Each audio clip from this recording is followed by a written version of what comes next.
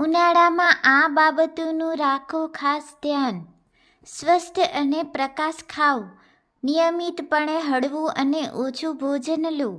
વધુ કાર્બોહાઈડ્રેટ્સ અને ચરબી સાથે ભારે ભોજન શરીરમાં ગરમી ઉત્પન્ન કરે છે. તમારા આહારમાં પાણીથી ભરપૂર તાજા ફળો અને શાકભાજીનો સમાવેશ કરો, જેમાં નારંગી, તરબૂચ અને ટમેટા જેવા ખોરાકનો સમાવેશ થાય છે. ઉનાળામાં નાસ્તો સૌથી વધુ કેલરી ધરાવતો હોવો જોઈએ. ત્યારબાદ લંચ તેનાથી થોડું ઓછું અને રાત્રિનું ભોજન ખૂબ જ ઓછું હોવું જોઈએ. તમારી જાતને આકાર તડકાથી બચાવો. તીવ્ર સૂર્યપ્રકાશના લાંબા સમય સુધી સંપર્કમાં રહેવાને કારણે ત્વચા સંબંધિત ઘણી સમસ્યાઓનો સામનો કરવો પડી શકે છે. ત્વચાને સ્વસ્થ રાખવા અને સનબર્નથી બચાવવા માટે જ્યારે પણ તમે ઘરની બહાર નીકળો ત્યારે સનસ્ક્રીન લગાવો. સૂર્યના વધુ પડતા સંપર્કને કારણે સોજો, બળતરા અથવા અન્ય કોઈ પણ પ્રકારની ત્વચાની સમસ્યા થઈ શકે છે. પુષ્કળ પાણી પીવો. સખત ગરમી અને પરસેવાના કારણે તમે ડિહાઇડ્રેટ અનુભવો છો. તમારી જાતને હાઇડ્રેટ રાખવા માટે દરરોજ ઓછામાં ઓછું 2 થી 3 લિટર પાણી પીવો. આઈસ ટી, હર્બલ ટી, સાદા પાણી, નારિયેળ પાણી, લીંબુ અને કાકડીના ટુકડા સાથે પાણી વગેરે જેવા પીણાં પીવો. આરામ કરો. ઉનાળાના દિવસો લાંબા અને કંટાળાજનક હોય છે. થાક ટાળવા માટે તમારે પૂરતા આરામની જરૂર છે. તજજ્ઞોના મતે રાત્રે લગભગ 7 થી 9 કલાકની ઊંઘ લેવી જોઈએ. તમારે રાત્રિ ભોજનમાં હળવો ખોરાક પણ લેવો જોઈએ, જેથી પાચનમાં મદદ મળે અને ઊંઘમાં કોઈ સમસ્યા ન થાય. કસરત. શિયાળાની સરખામણીએ ઉનાળામાં સવારે ઉઠવું ઓછું મુશ્કેલ હોય છે. આવી સ્થિતિમાં સવારે વહેલા ઉઠો અને યોગ અને કસરત કરો. તે તમને શારીરિક અને માનસિક રીતે સ્વસ્થ રાખવાનું કામ કરે છે. તે તમારી રોગપ્રતિકારક શક્તિ વધારવામાં પણ મદદ કરે છે. ખાટા મીઠા ફળોનું સેવન ઉનાળામાં વધુ પ્રમાણમાં કરવું જોઈએ, અને એમાં પણ અત્યારે જ્યારે કોરોનાના મહામારીએ જોર પડ્યું છે ત્યારે વિટામિન સી ધરાવતા ફળો વધારે પ્રમાણમાં લેવા જોઈએ. બપોરના ભોજનમાં કાંદા, કેરીનું કચુંબર, સલાડ, સૂપ, મોળી છાશ હિતદાયી છે. તળેલી વાનગીઓ, મીઠાઈ વગેરે બને ત્યાં સુધી ન લેવા. વાસી ભોજન ન કરવું. ફળો પણ ખાતી વખતે જ કાપીને ખાવા જોઈએ. ભોજન પછી મોળી છાશ પીવી જોઈએ. બજાર કે લારીમાં મળતા ફળ કાપીને તૈયાર રાખેલ ફળો ખાવાનો આગ્રહ ના રાખવો જોઈએ. દિવસમાં 2 થી 3 વાર સ્વચ્છ પાણીથી સ્નાન કરવું જોઈએ. નહાવાના પાણીમાં ડેટોલ, યુડી-કોલોન નાખી શકાય. ગુલાબજળ, કડવા લીમડાના પાન ઉકાળીને ઠંડા કરાયેલા પાણીથી સ્નાન કરવાથી અળાઈની સમસ્યા નથી થતી. કેસુડાના પાણીથી પણ નહાઈ શકાય.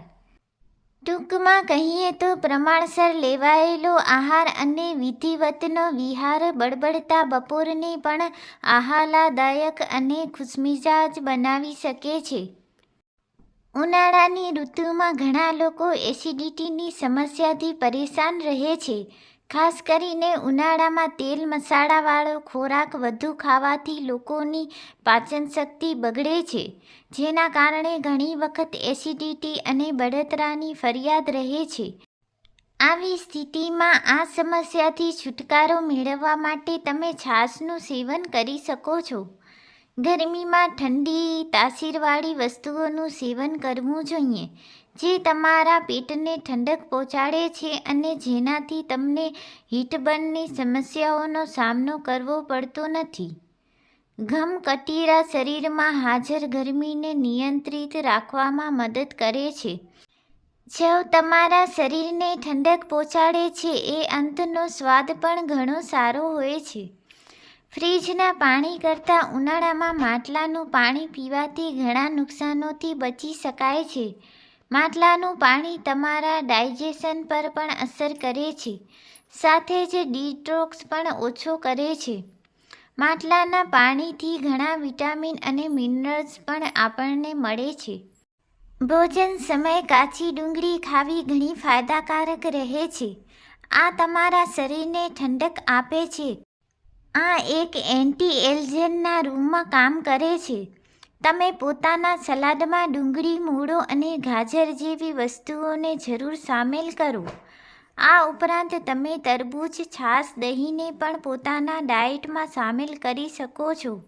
આ બધું તમારા શરીરને ઠંડક આપે છે. આ ઉપરાંત તમે લીંબુ પાણીનું પણ સેવન કરી શકો છો, જે દરેક પ્રકારે તમારા માટે ફાયદાકારક છે.